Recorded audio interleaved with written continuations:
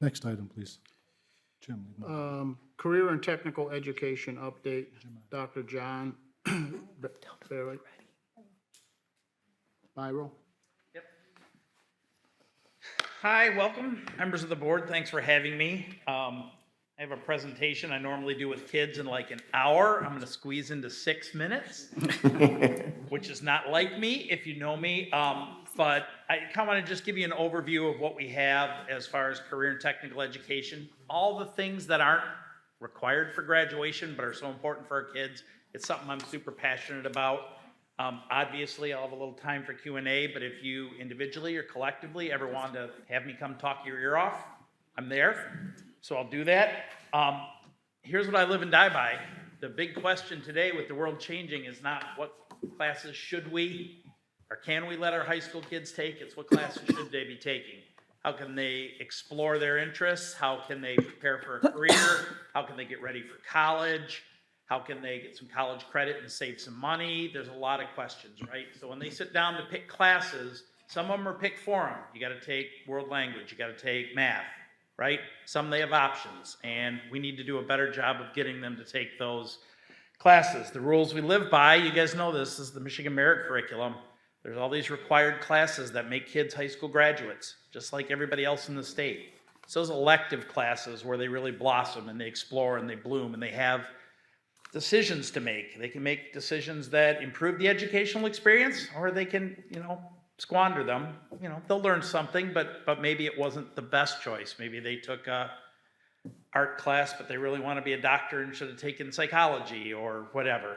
And that's where my passion is. So it's just kind of give you an overview of where we are, a peek at a few new things we have coming, and then just a little hint at something else.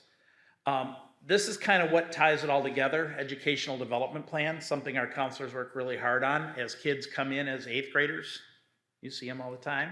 They graduate, they're like this. They grow physically. They're also supposed to grow academically and intellectually, which means taking some entry-level classes and then moving on to some more advanced skill training, and then maybe by junior, senior year, they're applying that. Things like dual enrollment, co-op, getting work experience, getting certified, getting skills they can use. Unfortunately, as I talked about this over the years, EML cadre kind of really kicked me into gear with this education with a purpose. We were seeing too many kids who took those graduation requirements, but then just took all the easy electives they could find, and they graduated and they were going, well, what do I do now? Like all those classes I took didn't add up to something. We really want to get them on a plan where they're growing academically. And that's what we've set up at the Michael Berry Career Center through our CTE classes at the high school.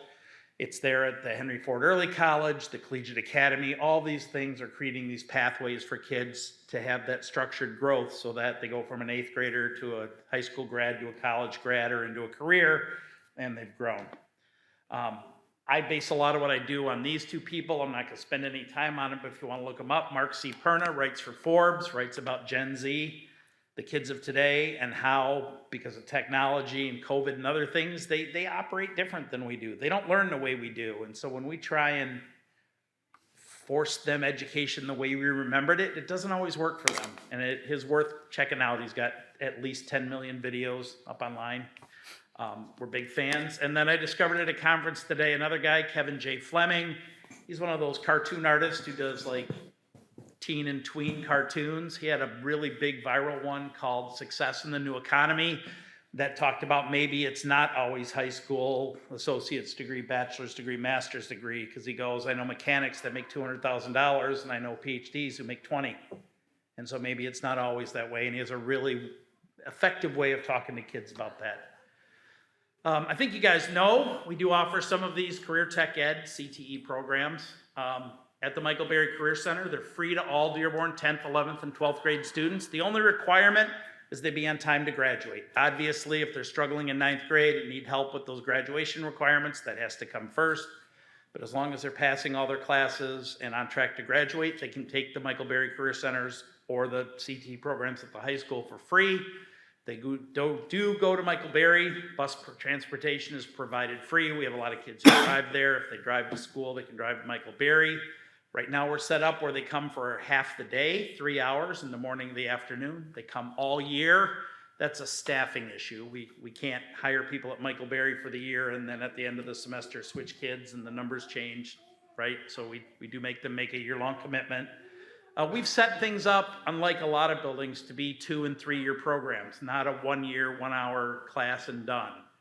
The reason being what I said before. We want you to learn introductory, intermediate, and advanced skills. We want to progress those kids along a spectrum. There's no application to Michael Berry. You have to be on track to graduate. I kind of mentioned that. What are those CT different? What makes those classes different? And this comes down from the federal government through the Perkins legislation. This comes down from the state of Michigan through their curriculum. To call ourselves a state-approved CT program, we can't just be a sit-and-get class. We can't have kids read out of textbooks and a teacher stand in front and talk all day. So there are some requirements. We do have to follow the curriculum the state puts out. Those curriculum are designed, because I sent a teacher this year to make sure I wasn't lying to you, who participated in this work. The curriculum is actually designed by our employers.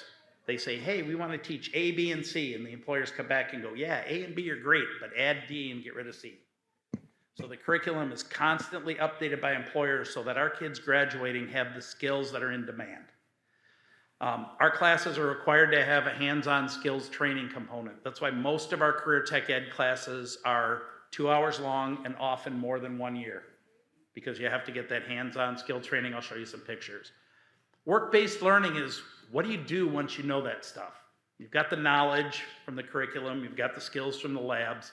Can you take it out in a controlled situation and apply that outside of the 4 walls of the classroom out in the workforce? This could be things like job shadows, field trips. We have a lot of kids who voluntarily complete a 90-hour externship where they're not getting paid. That would be an internship. An externship is where they're learning on the job for 90 hours as part of their classroom. We have a lot of kids who voluntarily do that instead of an 8-hour job shadow, because they know that leads to higher skill development, and a lot of them get a job offer out of it. We are required to offer student leadership opportunities. This is usually career technical student organizations, things you might have done. We don't have FFA, Future Farmers of America, because we're not a big agricultural area. It's the biggest one in the state, but we have the rest of them. DECA, Business Professionals of America, Health Occupation Students of America, BPA, HOSA, Skills USA, and we do those as part of our curriculum. A lot of the work is done in class rather than as an after-school club like at the traditional high schools. We are required, our measure of success is not the SAT and the work keys and the M-STEP that kids are doing right now. That measures their academic progress. In CTE, we're measured by, does the kid have a skill that can go out and get him a job? A credential, a certification, a license, college credit. What do they have out of there that they can take out that's sort of an independent third-party verification that they have a skill? They take our auto program and they get the Michigan mechanics license or their ASE certificate. That's something a dealer can recognize, right? And that's our measure of success. And then we are required to offer statewide college credit. So there are statewide agreements with many universities and many more coming on where our kids will get college credit for their high school CTE class experiences. I can tell you this is the one thing that's changing the fastest in Dearborn, and shocker, we should be the best at the state in it because we're uniquely positioned having you guys overseeing both halves of it. So we're really working on those partnerships. We finally have some great partners at the college who are doing somersaults trying to help us out. Looking at ways to get kids even more engaged and more of our kids participating in that college credit and keeping their college debt down. This is what we have currently. I thought I'd run over them real quick with you. I think most of you know we have a culinary arts program at Michael Berry, training people for the hospitality industry, very successful program. Probably could use a few more kids in it because everyone we have in there is doing real well. They're all getting jobs, and there's a huge demand for people in the entertainment, tourism, hospitality. I think the NFL draft coming up is really sucking kids in right now because there's a huge demand. We do have the Dearborn Business Academy. If we poll students, about 40% of them think that they're going to have a career in business. It's our lowest enrolled program. I don't understand the difference, but we do have an excellent business program. It's evolving and will continue to evolve, really with an eye on entrepreneurship and small business ownership, which is a tradition of Dearborn. Our health science program. We know that 51% of the jobs currently and projected to be 60 in the future are in the health sciences. Has to do with population dynamics and the needs of healthcare. Very successful program, continues growing. We do have a pre-education program, which is woefully underutilized. I think, I've said this before, teaching is the greatest decision I made in my life. I taught in school for a year, and then I worked in industry for 11 years, and then I came back, and boy, am I glad I did. I make good money. I have great insurance. I love what I do. Take care of my family. It really is a great career. We have an excellent program that's kind of up and running, thanks a lot to the college who kind of restructured what they do and to align with Eastern and U of M, Dearborn, and Wayne State. We've aligned to them. We've created a pathway where our kids can start in 10th grade, go all the way through a bachelor's degree in Wayne State in as little as 3 years after graduation. And if they're in the collegiate academy, we'll even pay for one of those 3 years.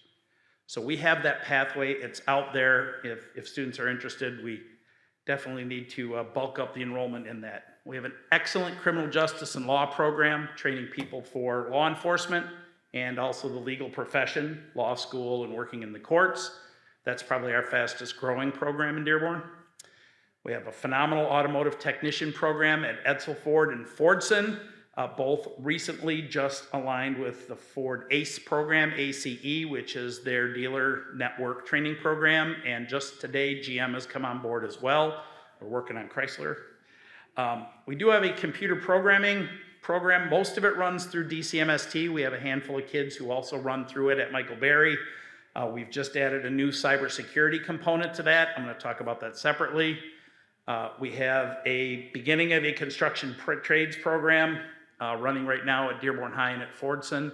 It's something we're looking at kind of restructuring next year. When we do make that decision and pull the trigger, we'll come talk to you about that. We have a digital design program, which is everything from a fine arts design to an engineering to architecture to product design program that we've revamped at Michael Berry, very successful program. And we do offer a certified welding program at Edsel Ford.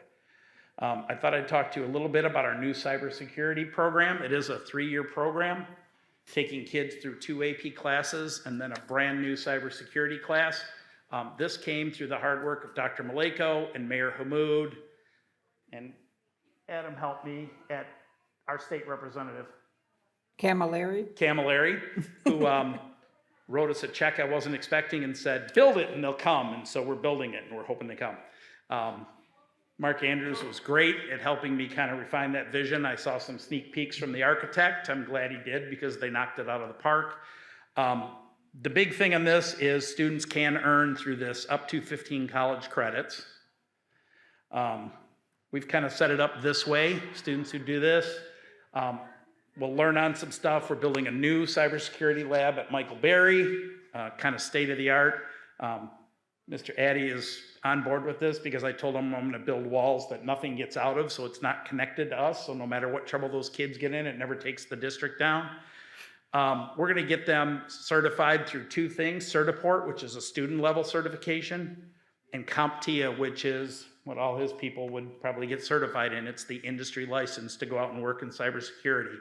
Henry Ford, as you know, has the new cybersecurity cyber center there, propped up by the Department of Defense, Homeland Security.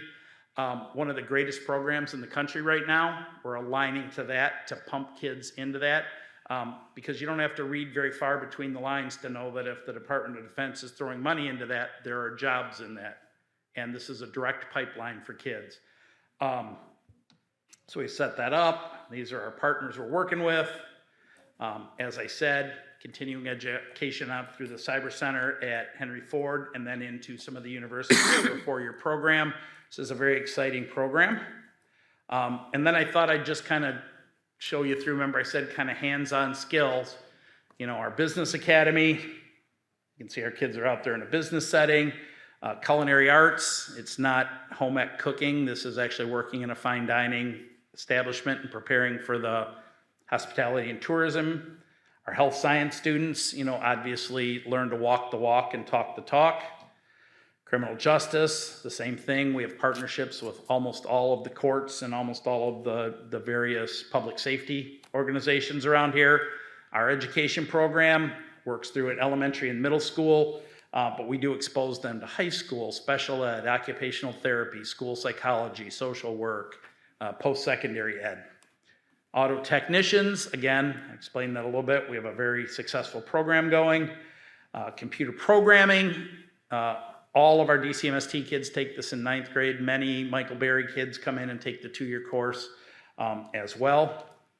Digital design and engineering, 3D printing, graphic design, fashion design, engineering, architecture, product design, and new cybersecurity. And that was my very long presentation squished.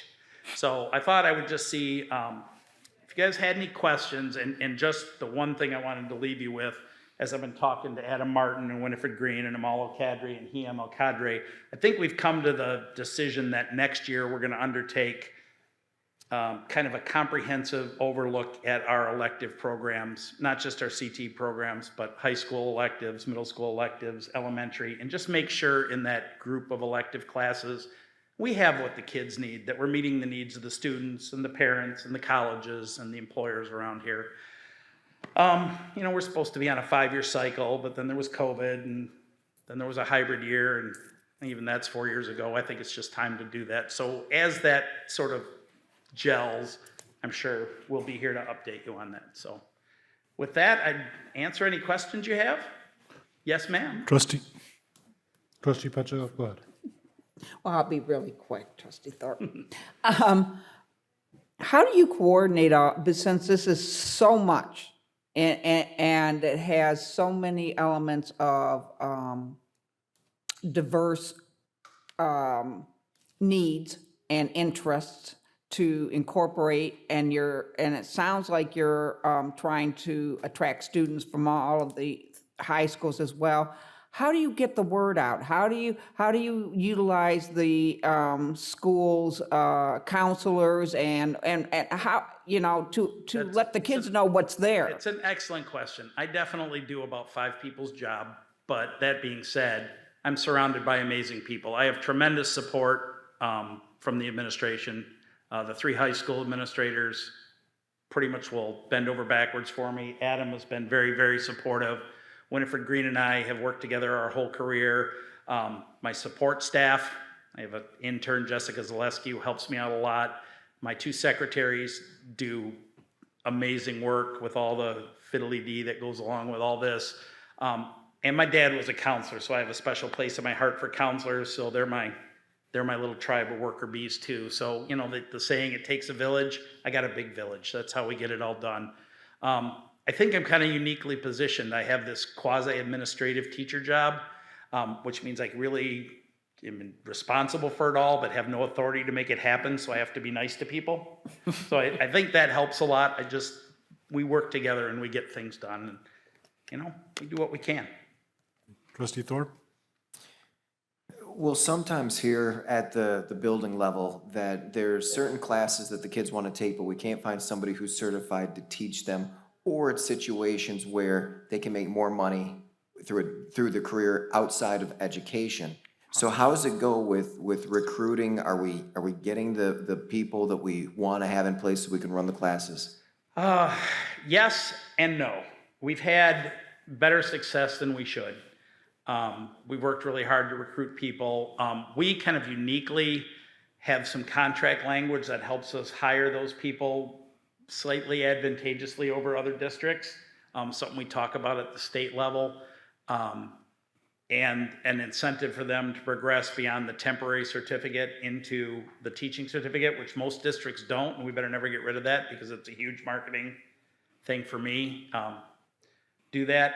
And the state has provided some flexibility in how we hire and what they can teach. That being said, we've had to shuffle some programs and move things around and change some things. And that's why I was talking about comprehensive review for stuff. Some of what we're looking at is, because we're not going to get that high-end, super advanced person, because you're right, they're going to make twice as much money out in industry, focus our programs on those 10th and 11th grade introductory and intermediate levels, and tap our resource, which is the professionals at the college to teach those senior level classes. We can count the college classes they take as a culminating capstone class as part of our high school program for funding from the state. As long as we have a design program to get that into that. That's what we really are working on now with the college, is instead of us having construction trades, we have a 10th grade construction class, we 11th grade geometry and construction. We were talking about building a 12th grade class for kids who want to go a third year. I can't build a $100,000, $100 million construction facility. The college already has one. I'll just send them there. I'll get credit for them just like they were enrolled at the high school, but why reinvent the wheel? So we're trying to leverage that partnership with the college to provide that advanced training. But then it's on us to get kids ready for that, right? We don't just want to dump an 8th grader into a college class. We want to progress them up till they're college ready a year ahead of time, basically. Thank you. Trustee Moses? So for parents and students who see this presentation and very interested in enrolling, the Yep. first thing for them to do is to talk to their high school counselor about Yep. pursuing that. Right? And those high school counselors will send them right over to me, and the three of us can get together. And like I said, this is what I like to do. So I have all the time in the world for our parents and our students who have questions. And how is the number of enrolled students progressing over the years, especially with COVID? It's hard to count. We've been looking at some numbers, but because programs come and go and how we count things come and go, it's really hard to tell. Our enrollment's down this year, a little more than high school enrollment's down. So we had a little drop off in participation. There was a study that just came out from U of M. I wish I could tell you more, but I'm going to the meeting tomorrow to find out about it. They ran statewide, every single school district, they ran a computer model that predicted how many career tech ed kids you should have based on local employment, local education, the school district, whatever. And they ranked every school. They pulled out a group of schools in the top 10% who have the most kids enrolled and the bottom 10%. And we're in the bottom. We should have, according to them, about 9% more of our high school kids enrolled in career programs based on our demographics.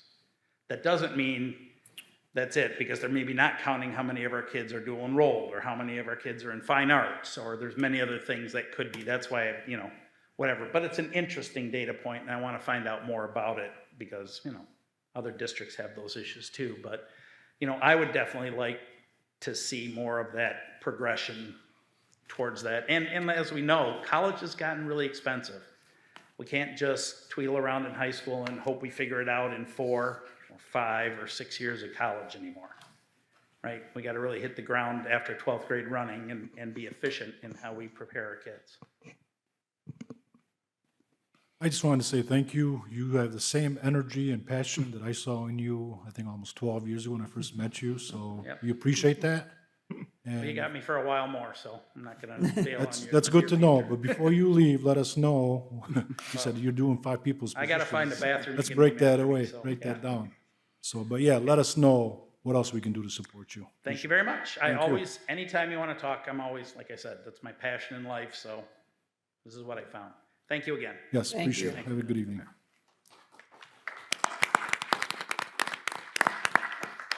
Next item, please. Citizen participation.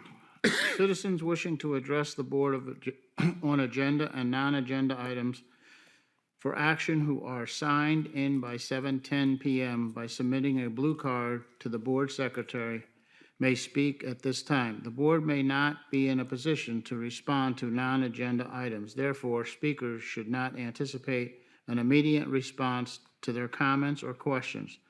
For the benefit of all concerned, do not mention the names of students or school district employees. Please keep your comments as brief as possible. There is a 3-minute time limit on comments made to the board. Just want to make a quick comment before we get to our blue cards. You're probably wondering why Hussein is talking tonight. There's nobody in the room. But this is a Dearborn Public School business meeting. We come here, we come together to pay the bills, approve policies, approve staff. The last couple of years, The reason I'm making a statement, I'm probably going to continue making statements before citizen participation blue cards, is because I was told that, enjoy your last quiet meeting. And wasn't funny, but the last couple of years, I've seen my colleagues get punished for what they're doing, which is not right. Moving forward, we're going to be very, very respectful, but respect has to be mutual. If we get students or staff members, or maybe our constituents from the community that want to address us, they want to help us make better decisions, we welcome that. If somebody wants to get in here and talk about the Pistons, well, guess what? There's nothing we can do to help the Pistons win some more games. So I don't think there's anything can be done to help them win more games. But yes, you come here, we'll respect you, we'll respect your time, but you have to be respectful too. And if you don't, I guess it goes both ways. So with that being said, we do have blue cards. We have Go ahead, please. one blue card, Kathy Martin, DFT. She would like to speak to the board about teachers' time.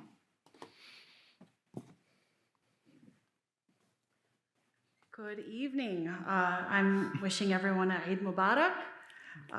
We enjoyed our last couple of days off, thank you. I wish I did not have to come up here again to talk about the same thing. For years, educators have been required to do more on their own time.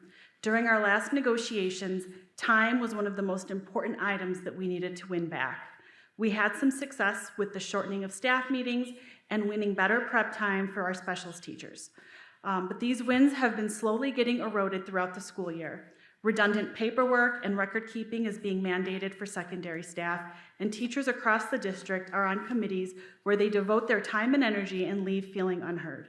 Time is being micromanaged to the point of exhaustion. Our educators are tired. We can tell by the fact that we have educators who do not have the bandwidth to sponsor after-school activities or provide after-school tutoring. Now we're back in negotiations with the district to discuss law changes that have taken place in Lansing to regain the rights we lost about 10 years ago. The district wants to take more of our time we won back less than a year ago. We see the state of education in our country and our state. Dearborn does not have to follow that trend. Listen to your educators, and we will tell you how to make Dearborn schools the go-to district for staff and families. Together, we can reverse the teacher exodus to best serve our community and students. Thank you. Thank you. No other blue cards? Next item, please. Agenda items for action. Non-agenda items for action. Board follow-up. Do we have any board follow-up? Next item, please. Action items. Special consideration of an action item. Are there any agenda items on this agenda which the board, members of, or the superintendent wish to discuss and vote on separately? If there are, we will exclude these from the motion below. Move that recommended actions, move that, sorry. Are there any items anybody want pulled? No, I just have a comment on we have- number 10. Go ahead, continue. Thank you. Recommended actions, move that action items numbers 1 as recommended through 17 of this agenda with well, there's no exceptions, so 1 through 17. So moved. Support. We have a motion moved by trustee Thorpe, supported by trustee Mosib.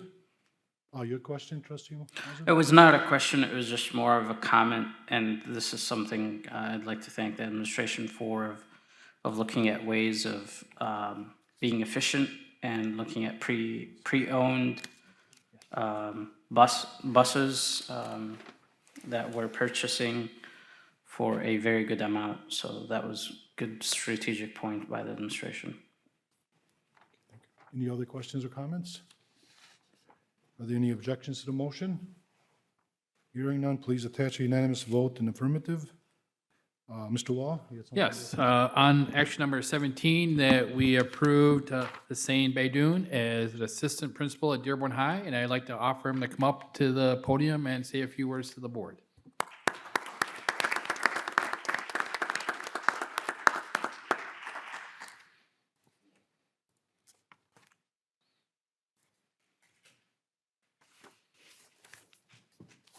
Good evening, everyone. President Barry, Board of Trustees. I would like to extend my deepest appreciation for the opportunity to continue serving our Pioneer community as an assistant principal. Throughout my career as an educator and coach in the district, I've always been singularly focused on doing whatever I can to make our schools a better place for our students, our staff, and the neighborhoods we serve. So I'm grateful to be able to continue doing that with the amazing students and staff at Dearborn High. I want to personally thank a few people, starting with Principal Zaina Jabril at Dearborn High for the trust and support she's shown in me since I arrived at Dearborn High. She's also here tonight with my fellow Assistant Principal Caitlin Ball. Along with her and Lena Abedrabba, they've helped me learn so much while also being such a great joy to work with.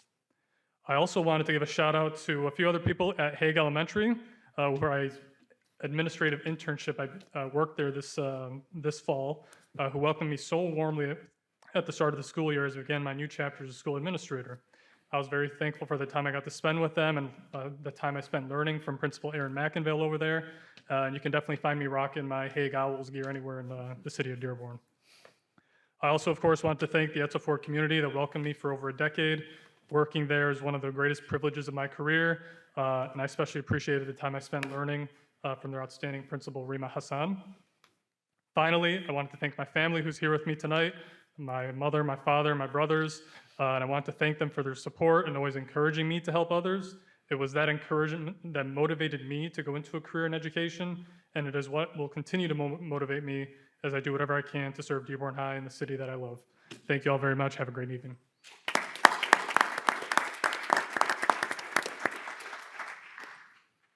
Next item, please. Summary of, Oh, I'm sorry. Go ahead, summary, please. summary of agenda action items. Approval of warrants.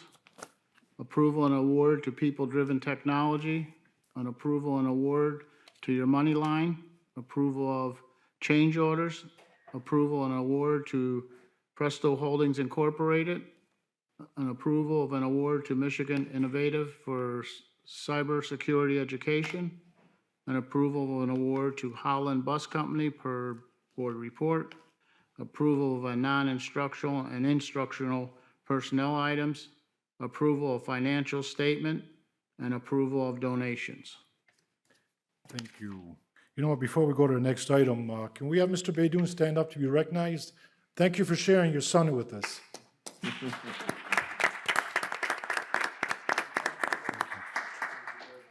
Next item, please. Discussion item. First look at 2024, 2025 budget. Mr. Tom Wall. Okay, that's fine. Playing double role today, Mr. Wall, huh? Yes, I am.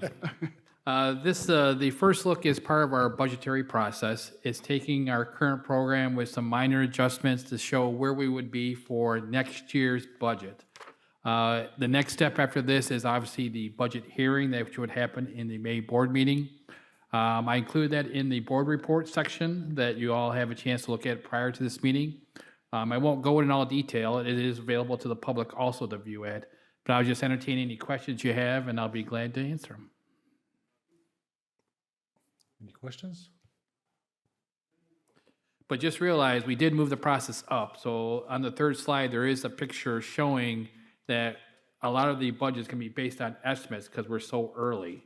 Because normally we would approve the budget the last meeting in June. We're actually doing the first meeting in June. And the legislative process is just now still in its infancy, that we have the governor's plan, but not the state or the House or Senate. And that'll come up later on this month. But again, we'll have to have the budget in place prior to that.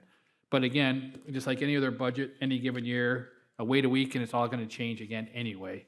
So we'll just keep monitor We're it. used to those amendments. Yes. So we'll continue to do that process. And feel free to reach out to me if you have any questions that you want answered. Great, thank you very much. Next item, please. Board of Education business, acknowledgement of correspondence. We've received many, many emails on a couple of issues in the district, and I believe Dr. Maleko pretty much answered every email. So anything else? Anybody else? Okay, next item, please. Board member committee and organizational reports. I know we had trustee Petrichor. Building and site. Go ahead, please. Okay. And the only reason I wanted to start it now is because there was quite a few things we talked about, especially going into the summer months. So first off, we discussed the ending of the ESSER 3 part of the ESSER funds. All right, so this has got to be spent by September 30th. So we have Long, Howard, and Nowlin that had HVAC projects that are wrapping up. And then part of the ESSER funds are being used for the Hague additions, along with some money from our building and site fund, which Hague will be ready to be opened at the beginning of the school year in August, with 6 new classrooms and a new cafeteria. Then we went on to talk about the electrical buses and the infrastructure that is necessary to charge them and where we're at there. Ground has not been broken, but we have progressed with a company that we leased all of this project to. The 17 or 18 electrical buses we're kind of differing on how many we're getting new besides the one that we've had for the past year. And the charging stations that are going to be installed during the summer months. We went over a lot of the logistics and how the buses we hope to anticipate working. We've already gotten some exposure with the first bus, and so we kind of know what to expect. So we're hoping that that goes off well, and those buses will be here and ready to go. The buses will be mixed use between special ed, non-wheelchair accessible special ed students and or the general student population. Let's see, now, we're then going into the energy bond that was a non-voter approved, the train project, and they are nearing train September as well. And we are expecting rebates and or credits. Rebates will come from train and credits from DTE by December. And we're hoping to use any of that money to finance some future smaller projects that are aligned to what the energy projects were in the first place. The SME building being converted for the early college, and we all know it's very important to get that as a first piece of the puzzle to also what we're going to do on Henry Ford College campus. We first need to move those students into our own building, and that has just begun. And so that conversation will be ongoing. They're going to be doing a partial roof replacements at Bryant, Etzel Ford, Fordson, and Stout. And they're looking at potentially replacing the asphalt service drives at Howard and Henry Ford Elementary School. That's a possibility. They're going to leave the district trades kind of free over the summer to work on a lot of projects that have been kind of in the background. So we don't have them specifically attending to one specific issue throughout the district. And we've already talked about the green schools and the playground that they're going to be beginning to install as well at Salina. Great, okay, any questions? Thank you. I know, Trustee Moses? Yep. Policy Committee also met before this meeting, and we had mainly discussions on, we had updates first on the boundary line exemption moving forward. We also had a discussion on the new changes from the state on evaluation of the superintendent and staff members, and any changes that we have to do to the current policy. There were also some extensive discussion on the current bullying policy and what was done last year and to be brought forward this year as well. So we're going to be discussing that in our next meeting. There were also some updates from Neola, our provider for policy. And if any board member, trustee, has any policy that they'd like to visit, please get in touch with me, and we can get that on the agenda for our next meeting as well. Thank you. Any questions? Are there any other reports? Next item, please. Board members, superintendent commentary. Trustee Thorpe? Last weekend, I attended the National School Board Association Convention along with Dr. Maleko. A lot of good information coming from there, including something that relates to what President Barry was saying earlier today. One of the presentations on something called the Dignity Index, and how we want to be careful with the words that we're choosing when we're interacting with each other, and what we're really trying to accomplish with those. So at some point, I'm looking forward to getting a chance to present on some of the things that we got a chance to hear from. And I've also already been communicating with Dr. Maleko on some of the breakout sessions that I attended, so we can bring some of that information back into the district to possibly implement. Thanks. Great, thank you. I meant to ask you earlier, were there any other members with you at the conference?